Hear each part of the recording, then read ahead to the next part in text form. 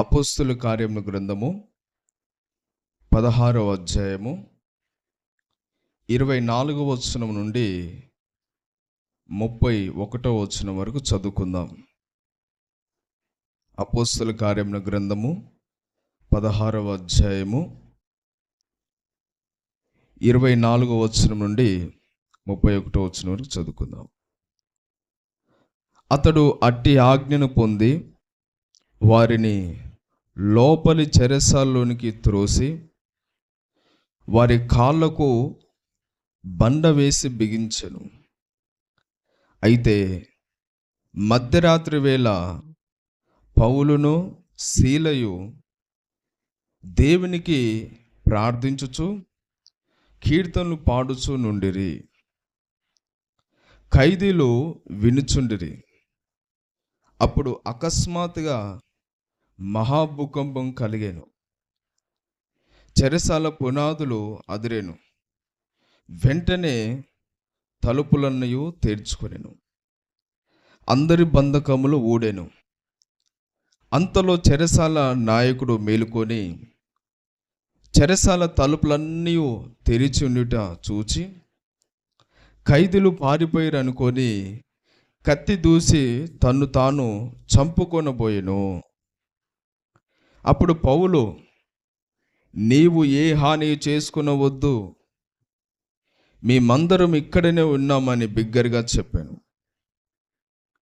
అతడు దీపం తెమ్మని చెప్పి లోపలికి వచ్చి వణుకుచు పౌలుకును సీలకును సాగిలపడి వారిని వెలుపలికి తీసుకొని వచ్చి, అయ్యలారా, రక్షణ పొందుటకు నేనేమి చేయవలెను? అందుకు వారు, ప్రభు అయిన యేసునందు విశ్వాసం ఉంచుము, అప్పుడు నీవును నీ ఇంటి వారును రక్షణ పొందుదురని చెప్పి. ఇక్కడ చదువుకున్న వాక్యంలో మనం గమనిస్తే అపోస్తలుడైన పౌలు, సీల వీళ్ళిద్దరు కూడా ఒక గ్రామంలోకి సువార్త చెప్పడానికి వెళ్ళినారు. ఆ వెళ్ళినప్పుడు ఆ గ్రామంలో ఒక పుతోను దయ్యం పట్టిన ఒక యవనసురాలు, ఒక స్త్రీ ఉన్నది. ఆమె ఒక గారెడి విద్యగా, ఒక వృత్తిగా ఎంచుకొని ఆమె యొక్క యజమానులు ఏం చేసేవారంటే ఆమె ద్వారా డబ్బు సంపాదించుకునేవాళ్ళు. ఆమె ఆ దయ్యము పట్టి అనేకులు భవిష్యత్తు చెప్తాము, మీ గురించి చెప్తాము, మీ భవిష్యత్తు చెప్తాము అని గారెడి విద్యలు చేసి మనుషులను మభ్యపెట్టి మోసం చేసి అలా ప్రజల నుంచి డబ్బు సంపాదించేవాడు అనమాట ఆ యవ్వన స్త్రీ ద్వారా ఆమె యజమానులు. అలాంటి స్థితిలో ఆ స్త్రీ ఉన్నది. ఆ గ్రామంలోకి పౌలు వెళ్ళినాడు సువార్త నిమిత్తమై. ఈ పౌలును సీలని ఆమె చూసి ఏమంటుందంటే, ఇదిగో వీళ్ళు సర్వోన్నతైన ఏమంటున్నది, దేవుని దాసులు. ఆ దయ్యమే అంటున్నది, ఆమెలో ఉన్న దయ్యమే పౌల్ని సీలని ఏమంటున్నది, వీరు సర్వోన్నతులైన దాసులు, దేవుని సేవకులు, వీరు రక్షణ మార్గం బోధిస్తారని చెప్తున్నది. పౌలు ఎమ్మటే ఆశ్చర్యపడ్డాడు. ఆయన ఏం చేసినాడంటే, యేసుక్రీస్తు నామమున ఈమెలో ఉన్న దయ్యమా వెళ్ళిపో అని గద్దించినాడు. ఆ దయ్యము వెంటనే ఆ స్త్రీని వదిలిపెట్టి వెళ్ళిపోయింది. ఒక చిన్న యవనసురాలు, అంటే ఒక యవన స్త్రీ, అలాంటి స్త్రీ మీదకి ఒక దయ్యం వచ్చి దయ్యం మట్టి ఒక మనిషిగా జీవించకుండా మోసాలు అక్రమాలు చేస్తూ గారెడి విద్యలు చేస్తూ అక్రమంగా డబ్బు సంపాదిస్తూ పెట్టింది. కానీ ఎప్పుడైతే పౌలు ఆమెలో ఉన్న దయ్యాన్ని వెలుగొట్టినాడో ఆ స్త్రీ ఒక మంచి మనిషిగా మారిపోయినది. అప్పుడు ఆమె యజమానులు ఏం చేసినారంటే, అయ్యో మన వ్యాపారం దెబ్బతినిపోయింది. ఏ వ్యాపారం మీదైతే మనం ఆధారపడి ఉన్నామో, ఏ గారెడు విద్యల మీద ఏ స్త్రీని బట్టి మనం ఆధారపడి డబ్బు సంపాదించినామో, ఆ స్త్రీలో ఉన్న దయ్యాన్ని వెలగొట్టినారు. మన వ్యాపారం అంతా కూడా నష్టమైపోయింది, దెబ్బతినిపోయింది. దీనంతటి కారణము ఈ ఇద్దరు మనుషులే అని ఆ పౌలును శీలని ఆ గ్రామ నాయకుల దగ్గర తీసుకెళ్ళి, పెద్దల దగ్గర తీసుకువెళ్ళినారు. వాళ్ళు అక్కడున్న నాయకులు ఏం చేసినారంటే, అధికారులు ఆ పౌలు శీలని కొర్రరాలతో కొట్టి ఆ యొక్క చెరసాలలో వేసినారు. అక్కడ చెరసాల నాయకుని అతనికి అప్పగించి వీళ్ళని భద్రంగా కాపాడమని చెప్పి ఆ నాయకుడు చెప్పినాడు. చూడండి, వీళ్ళు ఒక మంచి పని చేసినారు. ఆమెలో ఉన్న దయ్యాన్ని వెళ్ళగొట్టినందుకు ఏం చేసినారు? వీళ్ళు సంతోషించాల్సింది పోయి, ఆనందించాల్సి పోయి, వీళ్ళు పౌలు శీలని కొట్టి చెరసాల్లో బంధించినారు. ఈ లోకం ఎప్పుడైనా కూడా ఒక మంచి పని జరిగితే, ఒక మంచిగా బతుకుతే ఓర్వరు. యేసు ప్రభు కూడా ఒకసారి 2000 దయ్యాలు పట్టిన ఒక వ్యక్తి సమాధులలో ఉండి కేకలు వేస్తూ, అరుపులు వేస్తూ, అట్నుంచి వేయటల్ని గాయపరుస్తూ ఎంతో ఘోరంగా జీవించినాడు, ఒంటి మీద వస్త్రాలు లేకుండా. 2000 దయ్యాలున్నాయి ఆ వ్యక్తిలో. అలాంటి వ్యక్తిని ఎవరు కూడా బాగు చేయలేకపోయినారు, ఎవరు కూడా స్వస్థపరచలేకపోయినారు, ఎవరు కూడా ఆ దయ్యాలను వెళ్ళగొట్టలేకపోయినారు. కానీ యేసు ప్రభు ఆ మార్గం గుండా వెళ్ళి ఆ వ్యక్తిలో ఉన్న దయ్యాలని వెళ్ళిపోమ్మనగానే అవన్నీ కూడా ఆ పందుల మందులోకి వెళ్తాయి. అక్కడ దగ్గరున్న పందుల మందులోకి అవి వెళ్ళి ఊపిరాడక ఆ సముద్రం పడి చనిపోతాయి. దాని వలన ఆ యజమానులు ఆ ఊరిలో వచ్చి, నువ్వు ఇక్కడి నుంచి వెళ్ళిపో అనేసి యేసు ప్రభుని కూడా అన్నాను. చూడండి, ఒక ఆత్మ ఎంతో విలువైనది, డబ్బు కన్నా విలువైనది, ఈ లోకంలో ఉన్న వాటన్నిటికంటే కూడా ఎంతో విలువైనది. ఇక్కడ కూడా పౌలును కూడా ఈమెలో ఉన్న దయ్యాన్ని వెలగొట్టినప్పుడు వీళ్ళకు కూడా కోపం వచ్చి, సంపాదన పోయింది, దెబ్బతిన్నదని వీళ్ళు ఏం చేసినారు? పౌలుని శీలని ఈడ్చుకొని ఆ పెద్దల దగ్గర తీసుకెళ్తే వాళ్ళు చెరసాల నాయకునికి అప్పగించి కొర్రలతో కొట్టించి వాళ్ళని చెరసాల్లో వేసి బంధించినారు. 24 వచ్చిన అతడు అట్టి ఆజ్ఞను పొంది వారిని లోపలి చెరసాలకు త్రోసి వారి కాళ్ళకు బండ వేసి బిగించాను. ఒక దొంగల్ని గాక, ఒక నరహంతకుల్ని గాక, ఒక మోసగాళ్ళని గాక, ఒక బందిపోట్లు దొంగల్ని బంధించి వేసినట్టుగా ఈ పౌలు శీలను కూడా బంధించి వేసినాడు. లోపల చెరసాల్లోకి,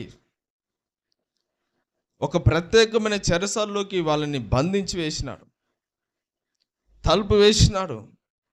వీళ్ళు పోతరేమని ఏం చేసిన, కాళ్ళకు బండ వేసి బిగించను. అంత ఘోరంగా చిత్రగించలో పెట్టినారు. అయితే వాళ్ళు మాత్రము వాళ్ళ విశ్వాసాన్ని విడిచిపెట్టలేదు. వాళ్ళు ఏం చేసినారంటే 25 వచనం చూస్తే, అయితే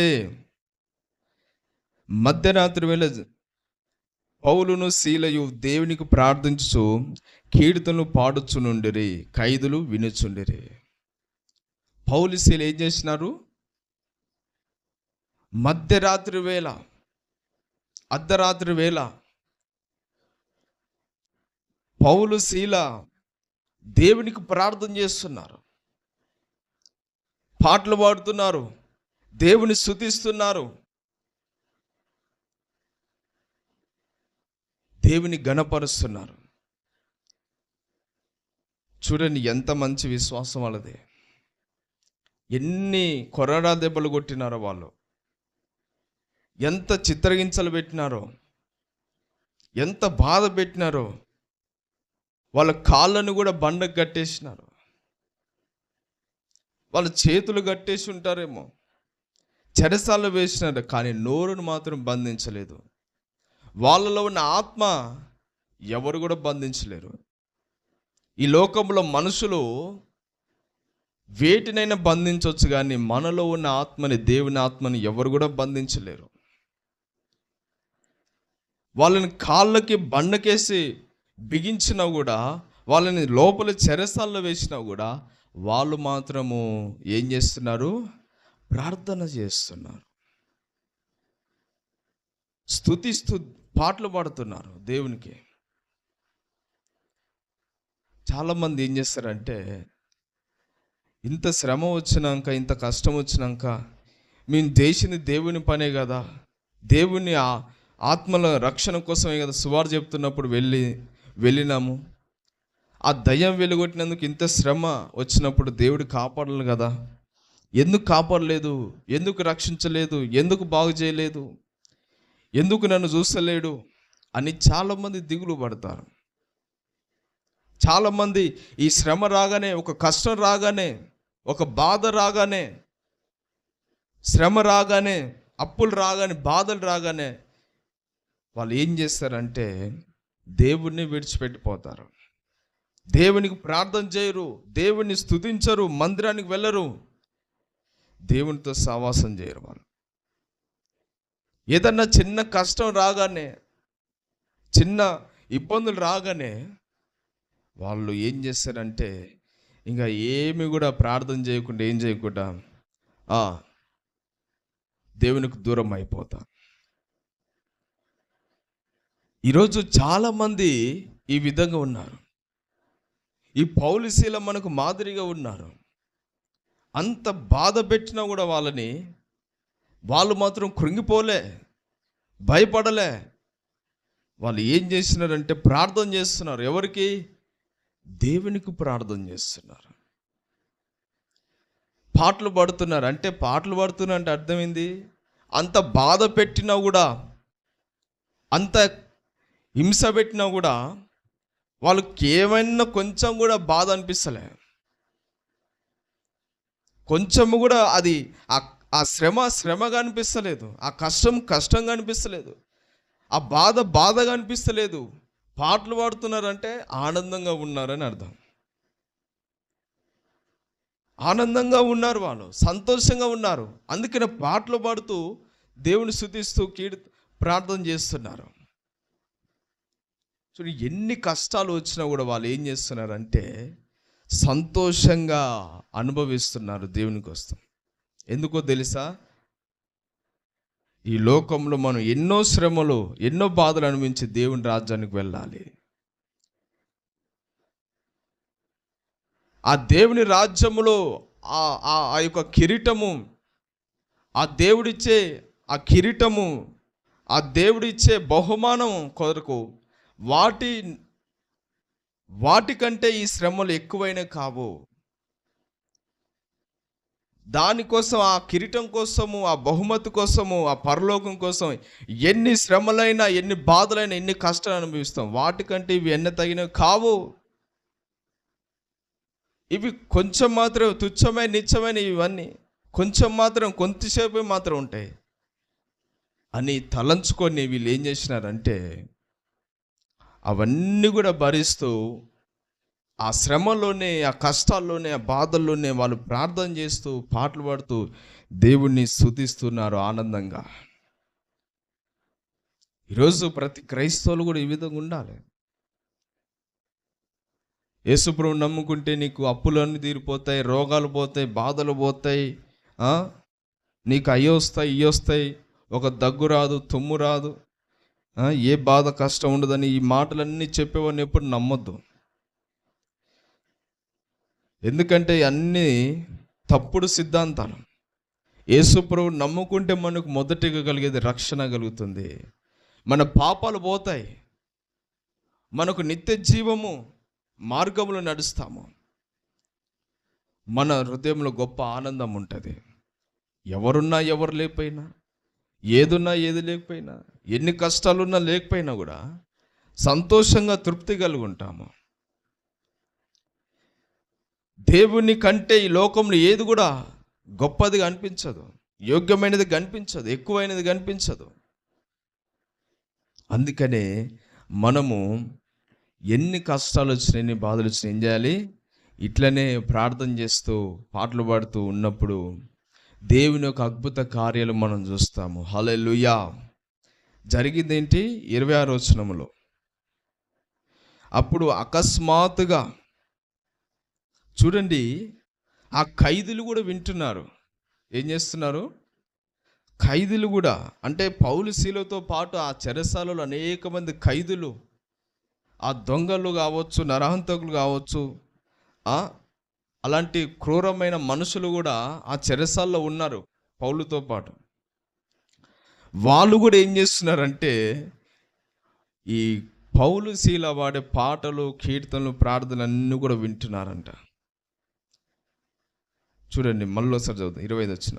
అయితే మధ్యరాత్రి వేళ పౌలును శీలయు దేవునికి ప్రార్థించు కీర్తనలు పాడుచుండిరి, ఖైదులు వినుచుండిరి. ఖైదులు వినుచున్నారు, అందరు వింటున్నారు. పౌలు శీల పాడే ఆ పాటలు, ఆ స్తుతి, ఆరాధన, ప్రార్థన వాళ్ళకు ఆ సరెండర్లోనే ఆ దగ్గర వాళ్ళకు మాత్రం వినబడేటట్టు చేస్తలేరు. అందరికీ వినబడేటట్టుగా ఏం చేస్తున్నారంటే వాళ్ళు పాటలు పాడుతూ దేవుని స్తుతిస్తున్నారు. అందుకనే ఖైదీలందరూ కూడా వినుచున్నారు. ఇంతమంది ముందర ఎలా ప్రార్థన చేయాలి? ఇంత కష్టం వచ్చినా ఎందుకు ప్రార్థన చేయాలి? ఇంత బాధ వచ్చినా కూడా ఎందుకు ప్రార్థన చేయాలి అనుకోలే. ఇంతమంది ఉన్నారు, ఈ ఖైదీలు ఉన్నారు, వీళ్ళందరూ ముందర ప్రార్థన చేస్తే, పాటలు పాడితే ఇంకా ఎంకరిస్తారేమో, మీ దేవుడు ఏం దేవుడు, మిమ్మల్ని ఎందుకు చెరసాలు వేసిన అంటారేమో, ఎగతాలు చేస్తారేమో, ఏలేం చేస్తారు అనుకోలే. నిజంగా దేవుని ఆత్మ కలిగిన వారు ఎప్పుడు కూడా ఇవన్నీ పట్టించుకోరు. వాళ్ళకి ఎన్ని శ్రమలున్నా ఆనందంగా అవన్నీ అనుభవిస్తూ జయిస్తూ దేవుళ్ళు సాగిపోతారు. ఎవరేమనుకున్నా పర్లేదు, ఏదేమైనా పర్లేదు, వాళ్ళు మాత్రము దేవుని మహిమపరుస్తూ స్తుతిస్తూ ఆరాధిస్తూనే ఉంటారు ఎక్కడున్న ఏ సమయమైనా. వాళ్ళందరూ వింటున్నారు. అప్పుడు జరిగింది ఏంటంటే అకస్మాత్తుగా మహాభూకంపం కలిగెను, చెరసాల పునాదులు అదిరెను, వెంటనే తలుపులన్నీ తెరుచుకొనెను, అందరి బంధకములు ఊడెను. దేవునికి స్తోత్రం. హల్లెలూయా. ఎప్పుడైతే ఈ పౌలు శీల పాటలు పాడుతూ దేవుని స్తుతిస్తూ ప్రార్థన చేస్తున్నారో, ఆ అర్ధరాత్రి వేళ ఏం జరిగిందంటే దేవుడు మహాభూకంపాన్ని కలిగించినాడు. అప్పుడు చెరసాల పునాదులే అదిరినాయంట. ఏమదిరినాయి? చెరసాల పునాదులే అదిరిపోయి తలుపులన్నీ తెరుచుకున్నాయి. అందరి బంధకాలు ఊడిపోయినాయంట. ఒక్కలే కాదు, ఓన్లీ పౌలు శీల ఒక్కలే కాదు, అందరి బంధకాలు ఏమైపోయినాయి? ఊడిపోయినాయి. ఎంత గొప్ప అద్భుతం చూడండి. వీళ్ళిద్దరి ద్వారా, అంటే ప్రార్థన పరులు, నీతిమంతులు, విశ్వాస పరులు ఎక్కడున్నా కూడా వాళ్ళకు ఒక్కరికే విడుదల కాదు, వాళ్ళతో పాటు అనేకులు కూడా విడుదల కలిగే విధంగా వాళ్ళు జీవిస్తారు. అందుకనే లైట్ ఏం చేస్తుంది? కొవ్వొత్తి ఏం చేస్తుంది? అది అందరికి వెలుగునిస్తుంది. మనం కూడా ఉప్పు వలె ఉన్నామంట, వెలుగుగా ఉన్నామంట. ఈ పౌలు శీల ఆ విధంగా ప్రార్థన చేస్తూ స్తుతిస్తున్నప్పుడు భూకంపం వచ్చి చెరసాల పునాదులు అదిరిపోయి తలుపులను తెరుచుకుని అందరి బంధకాలు ఊడిపోయినాయి. ఎంత గొప్ప అద్భుతం చూడండి.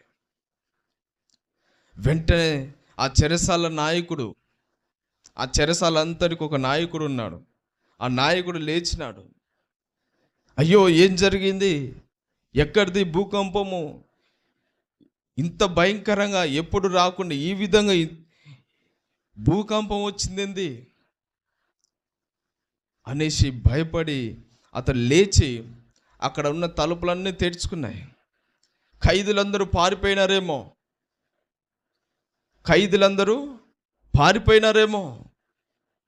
ఇప్పుడు నేను ఎలా పై అధికారులకు ఏం చెప్పాలి నేను? ఎందుకంటే ఖైదీలు ఎవరైనా పారిపోయారు అనుకోండి, వాళ్ళు ఎంతకాలం అయితే జైల్లో ఉండాల్సి వస్తుందో వాళ్ళ బదులు ఈ నాయకులే ఉండాల్సి వస్తుందంట. అందుకని ఇప్పుడు వీళ్ళందరూ పారిపోయారు అనుకోండి, ఇప్పుడు ఎవరు ఉండాలి జైల్లో? ఈ చెరసాల నాయకులే ఉండాలి. కాబట్టి ఇప్పుడు ఈ శిక్ష మా మీద పడుతుందేమో అనేసి అతడు భయపడ్డాడు. తలుపులన్నీ తెరుచుకున్నా ఏంటి, ఖైదీలందరూ పారిపోయినారేమో అని భయపడి ఏం చేసినారంటే, ఈ జైలు జీవితం నేను అనుభవించలేనని అతడు కత్తి తీసుకుని పొడుచుకోబోతున్నాడు. అప్పుడు పౌలు ఏం చేస్తాడంటే, అయ్యలారా, ఆయన ఏమంటున్నాడు, పౌలు ఏమంటున్నాడు, నీవు ఏ హానియు చేసుకునవద్దు, మేమందరం ఇక్కడనే విన్నామని బిగ్గరగా చెప్పాను. ఆ చెరసాల నాయకుడు భయపడి ఖైదీలందరూ పారిపోయారు, నేను ఏం సమాధానం చెప్పాలని అనుకుంటూ ఇంకా నేను బ్రతకలేనని చనిపోవాలని కత్తి తీసుకొని పొడుచుకోబోతున్నప్పుడు పౌలు ఏం చేసినంటే, ఆగో, మేము ఎక్కడికి పోలేదు, ఇక్కడే ఉన్నాము, ఏ హాని చేసుకోవద్దని పౌలు ఏం చేస్తున్నాడు, ఆదరణ ఇస్తున్నాడు. హల్లెలూయా. చూడండి ఎంత గొప్ప కార్యము. ఒకవైపు శ్రమలున్నా కూడా ఆ దేవునికి స్తుతించి ప్రార్థించి పాటలు పాడినారు. ఇంకో వ్యక్తి చనిపోతున్నప్పుడు సమాధానం లేకుండా చనిపోతున్నప్పుడు ఆ వ్యక్తిని కూడా కాపాడినాడు. అంటే నీతిమంతులు ఆ విధంగా నశించిపోతున్న వారిని ఏం చేస్తారు, రక్షిస్తారు. అగ్నిలో నుండి లాగినట్టుగా కొందరు లాగుతారు. అక్కడ దయ్యాన్ని వెళ్ళగొట్టినాడు, ఆ వ్యక్తికి, ఆ అమ్మాయికి స్వస్థత ఇచ్చినాడు. ఇక్కడ ఈ చెరసాల్లో ఉన్న ఖైదీలందరూ కూడా బంధించబడ్డారు. ఈ భూకంపం పాటలు పాడడం ద్వారా, ప్రార్థన చేయడం ద్వారా ఈ పౌలు శీల బంధకాలే కాదు, అందరు బంధకాలు ఊడిపెట్టేట్టుగా దేవుడు చేశాడు. ఇక్కడ ఈ వ్యక్తి కూడా చనిపోవడానికి సిద్ధపడ్డాడు నాయకుడు, ఈ వ్యక్తిని కూడా రక్షించి కాపాడినాడు. చూడండి ఎంత గొప్ప కార్యము. నిజంగా దేవుని యందు విశ్వాసం ఉంచిన వారు, భయభక్తులు కలిగిన వారు ఈ విధంగా అగ్నిలో నుండి లాగినట్టుగా నశించిపోతున్న వారిని లాగి దేవుని ఎద్దకు తీసుకొస్తారు. ఆ చెరసాలలో నాయకులు కూడా చాలామంది, ఆ ఖైదీలు కూడా చాలామంది రక్షించబడొచ్చేమో. ఎందుకంటే ఈ కార్యం జరిగిన తర్వాత ఈ చెరసాల నాయకుడు కూడా రక్షించబడ్డాడు. ఎందుకంటే పౌల్ని అంత కొట్టినా కూడా, అంత బండకేసి బిగించినా కూడా, అతని శ్రమపరిచిన వారిని, హింసపరిచిన వారిని పౌలు దూషించలేదు, పౌలు హేళన చేయలేదు. ఆ చెరసాల నాయకుడిని, ఆ చెరసాలలో ఉన్న ఆ యొక్క నాయకుడిని, అతన్ని కొట్టిన వారిని పౌలు ఏం చేయలేదు, శపించలేదు, దూషించలేదు,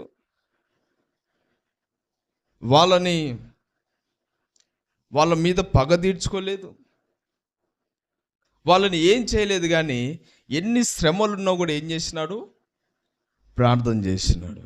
ఏం చేసినాడు? అందుకని యేసు ప్రభు ఒక మాట చెప్పాడు కదా. ఏం చెప్పాడు? మేము హింసించే వారి కోసము ఏం చేయాలి? ప్రార్థన చేయాలి. యేసు ప్రభు చెప్పినాడు, హింసించే వారి కోసం ప్రార్థన చేయమన్నాడు కదా అని. ఇక్కడ పౌలు ఆయన హింసించే వారి కోసము ప్రార్థన చేస్తున్నాడు. ఆయన శ్రమలలో ప్రార్థన చేస్తూ పాటలు పాడినాడు. ఇక్కడ వాళ్ళ బంధకాలన్నీ కూడా ఊడిపోయినాయి. ఇది చూసిన చెరసాల నాయకుడు ఆశ్చర్యపోయినాడు. ఎందుకంటే ఒకవైపు పౌల్ని శీలను కొట్టినా బంధించినా వాళ్ళు మాత్రము భయపడలేదు, కలవరపడలేదు, నిరుత్సాహపడలేదు, ఆనందంగా ఉన్నారు. ఇదేం మనుషులు, ఇంత బాధ పెడితే కనీసం ఏడవనని ఏడవాలి, కోపం అనబడాలి, నిరుత్సాహపడి దేవుని మీద దూషించాలి. అంతేకాకుండా మధ్యరాత్రి వేళ పాటలు పాడుతున్నారు వీళ్ళు. ఆ పాటలు పాడినప్పుడు, ప్రార్థన చేసినప్పుడు భూకంపం వచ్చేది. అందరి బంధకాలు తెగిపోయినా, ఊడిపోయాను. ఇప్పుడు నేను చనిపోబోతుంటే నన్ను కూడా కాపాడినాడు ఈ వ్యక్తి. నిజంగా వీళ్ళ దేవుడు గొప్పవాడు, వీళ్ళ దేవుడు నిజదేవుడు అని ఆ చెరసాల నాయకుడు కూడా గ్రహించి ఏం చేసినాడు, పౌలుతో అంటున్నాడు, అయ్యలారా నేను కూడా రక్షణ పొందడానికి ఏం చేయాలి అంటున్నాడు. అప్పుడు పౌలు ఏమంటున్నాడు తెలుసా, ప్రభు అయిన యేసునందు విశ్వాసం ఉంచుము, అప్పుడు నీవును నీ ఇంటి వారును రక్షణ పొందుతారు అని చెప్పినాడు. అంటే దేవుని మీద ఆధారపడి సాగిపోతున్న వారు ఎక్కడ ఉన్నా కూడా కొన్ని ఆత్మలు రక్షణలోకి తీసుకొస్తారు. నరకాను వేటాడు చేయరు వాళ్ళు. కొన్ని ఆత్మల రక్షణలోకి ఏం చేస్తారు, తీసుకొస్తారు. ఒక చెరసాల నాయకుడే మారు మనసు పొందినాడు. ఆయనను, పౌలుని శీలను కొట్టిన వ్యక్తే, దూషించిన వ్యక్తే, బట్టలు ఇప్పి కొర్రలతో కొట్టి ఆ చెరసాలలో లోపల వేసి బండకేసి బిగించిన వ్యక్తే చివరికి ఏమైనాడు, పౌలు కాళ్ళ మీద పడ్డాడంట. పౌలు శీల కాళ్ళ మీద సాగిల పడ్డాడు. ఆ భూకంపం రాగానే భయపడిపోయాడు. ఎందుకంటే పాటలు పాడగానే వీళ్ళ దేవుడు భూకంపనే పంపించి చెరసాల పునాది అదిరి చేసినాడు అని వాళ్ళు దేవుని శక్తిని గ్రహించినారు. ఆ వ్యక్తి దేవుని శక్తిని గ్రహించి ఆ వ్యక్తి ఏం చేసినాడు, వెంటనే పౌలు శీల దగ్గరికి వచ్చి సాగిల పడ్డాడంట. అప్పుడు అంటున్నాడు, నేను రక్షణ పొందడానికి ఏం చేయాలి? మీ దేవుడు నిజదేవుడు, గొప్ప దేవుడు. మిమ్మల్ని ఇంత హింస పెడుతున్నా కూడా మీరు ఆనందంగా ఉన్నారు, పాటలు పాడుతున్నారు, ప్రార్థన చేస్తున్నారు. మీరు ప్రార్థన చేయగానే దేవుడు మీ భూకంపం కలిగించినాడు. ఇంత గొప్ప దేవుడు నేను కూడా నమ్ముకోవాలనుకుంటున్నాను, నేను కూడా రక్షణ పొందాలంటే ఏం చేయాలి అని ఆ నాయకుడు అడిగినప్పుడు, ఏమి లేదు, విశ్వాసం ఉంచు. ఏముంచాలి? నీవు ప్రభుని యేసునందు విశ్వాసం ఉంచుము, అప్పుడు నీవే కాదు నీ ఇంటి వారందరికీ రక్షణ కలుగుతుంది అన్నాడు. ఎంత గొప్ప కార్యం చూడండి. అందుకని ఈరోజు దేవుని యొక్క వాక్యం వింటున్న ఎవరైనా సరే, శ్రమలు వచ్చినా కానీ మనం దేవునికి దూరంగా వెళ్ళిపోవడం కాదు, కానీ ఆ శ్రమల్లోనే మనం దేవునికి మొరపెట్టినప్పుడు, దేవుని స్తుతించినప్పుడు, ఆనందంగా ఆ శ్రమలు అనుభవించినప్పుడు దేవుడు తర్వాత గొప్ప కార్యాలు చేస్తాడు. హల్లెలూయా, దేవునికి స్తోత్రం. ఆ భూకంపం రావడం బట్టి ఆ రోజు ఆ తెల్లారి ఏం చేసినారంటే, ఆ ఊర్లో ఉన్న నాయకులందరూ కూడా ఈ పౌలు శీలను పంపించేయండిగా, ఆ చెరసాల నుంచి పంపించేయండిగా. వీళ్ళు దేవుడు గొప్పవాడట్టుంది. రాత్రి వీళ్ళు పాటలు పాడి ప్రార్థన చేసి ఆరాధించగానే వాళ్ళ దేవుడు భూకంపనే పంపి చెరసాలను ఆగమాగం చేసినాడు. వీళ్ళుంటే ప్రమాదం, ఇక వీళ్ళని పంపించేయాలనేసి వెంటనే పంపించేసినారు. చూడండి ఎంత గొప్ప కార్యం. అందుకనే ఈరోజు అక్కడ ఆ స్త్రీలో ఉన్న దయ్యాన్ని వెళ్ళగొట్టినాడు పౌలు. ఆ స్త్రీకి మంచి విడుదల ఇప్పించినాడు. ఆ తర్వాత చెరసాలలో ఉన్న ఖైదులు వాళ్ళ బంధకాలు కూడా ఊడిపెట్టేట్టుగా చేసినాడు. ఇక్కడ చెరసాల నాయకుడు కూడా అతడు చనిపోతుంటే వద్దని ఆపి అతను కూడా రక్షణ మార్గంలో తీసుకొచ్చినాడు. చూడండి, అందుకనే మనం కూడా ఈ విధంగా అనేకులకు ఆశీర్వాదకరంగా ఉప్పులాగా ఉండాలి. మన శ్రమలోనే కష్టంలోనే ప్రార్థన చేసినప్పుడు, ఏ సమయంలోనైనా ప్రార్థన చేసినప్పుడు దేవుడు మన ప్రార్థన ఆలకించి గొప్ప అద్భుతాలు చేస్తాడు.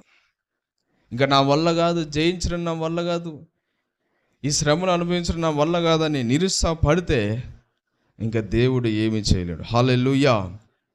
కాబట్టి ఈరోజు ఈ చెరసాల నాయకుడు కూడా అంత కొట్టిన వ్యక్తి, అంత తిట్టిన వ్యక్తి, దూషించిన వ్యక్తి, ఆ వ్యక్తి కూడా రక్షణ మార్గంలోకి వచ్చినాడు. ఆ తర్వాత అతని కుటుంబం అంతా కూడా బాప్తిసం పొంది దేవుని విశ్వాసం ఉంచినారు. వీళ్ళు ఎక్కడ ఉంటే అక్కడ ఆత్మలు రక్షించబడుతున్నాయి, ఎక్కడ ఉంటే అక్కడ ప్రభు యందు తిరుగుతున్నారు. అందుకనే మనం కూడా అటు విధంగా ఉందాము. దేవుడు ఈ మాటలు దీవించి ఆశీర్వదించును గాక. ఆమేన్.